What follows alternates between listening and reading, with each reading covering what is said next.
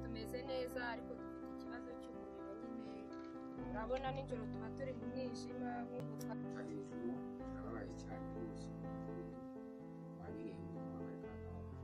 reba hari hakurya insinga z'amashanyarazi ni ukuvuga ngo ni umuyoboro waciye hano muri uyu mudugudu ariko ikibazo kiba ko umuyoboro uduca hejuru nta mashanyarazi tubasha kubona. Ubwo rero ni mu mudugudu wa Birembo mu kagari ka Gahombo mu karere ka Nyanza, aho abaturage batuye uyu mudugudu bavuga ko hashize imyaka ikabakaba 3 babonye abakozi b'ikigo cy'igihugu gishinzwe gukwirakwiza amashanyarazi REG bamanika insinga z'amashanyarazi ku mapoto aca hejuru y'amazu yabo zikambutswa hakurya yabo mu wundi mudugudu baturanye, bagahabwa umuriro w'amashanyarazi bakaba barabasize mu iterambere.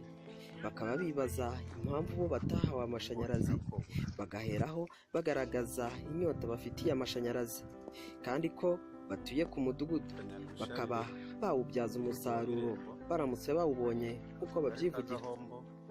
Umurenge wa Kigoma, intara y'Amajyepfo. Mbonye umuriro jye nakoga cyangwa se nkanacana nkaba nanagira icyo nkora kindi, ariko kuba tutawugira insinga ziduca hejuru byo nakababaro. Ngiro Basanga Joseph abaniye mu mudugudu wa Birembo mu karere ka Gahombo. Ni ukuvuga ngo iterambere twararibuze, twabuze ikintu cy'amashanyarazi yakaduteje imbere, mu bucuruzi twakadisha muri tukagira ahantu habona hakeye rwose. Tubonye amashanyarazi yarushaho kudufasha cyane. Hejuru turababaye cyane rwose.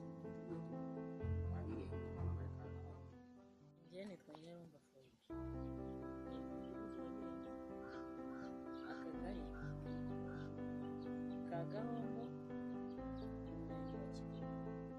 Ndamutse mbonye umuriro njye nashinga salo kuko abadamu ba hano bakeneye salo itunga umusatsi wacu, nkajya ntunganya imisatsi y'abantu. Ikindi kandi dufite n'abana biga ariko kubera nta matara tugira abo babasha kwiga nimugoroba ugasanga kenshi batsinzwe. ni nyinshi, hari ibikorwa tubasha gukora nk'urubyiruko ndetse dufatanyije n'abaturage, ariko ni ukuvuga ngo hari n'ibyo tuba tubona birenze ubushobozi bwacu.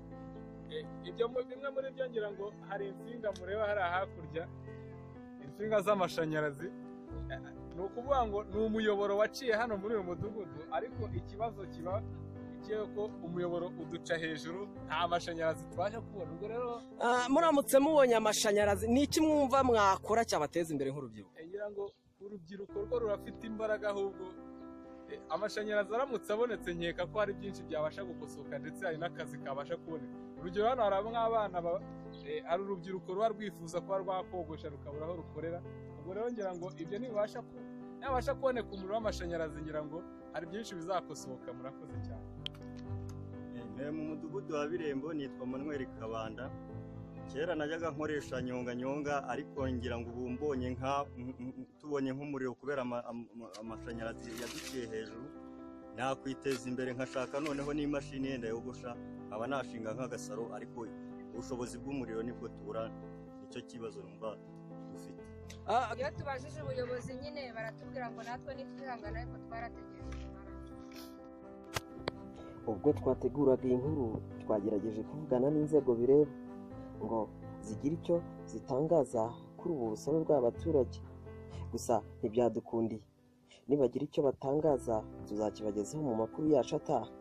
Ubundi leta y'u Rwanda ishyira imbaraga mu gukwirakwiza amashanyarazi mu mijyi no mu byaro, aho ataragera hagakoreshwa akomoka ku mirasire y'izuba.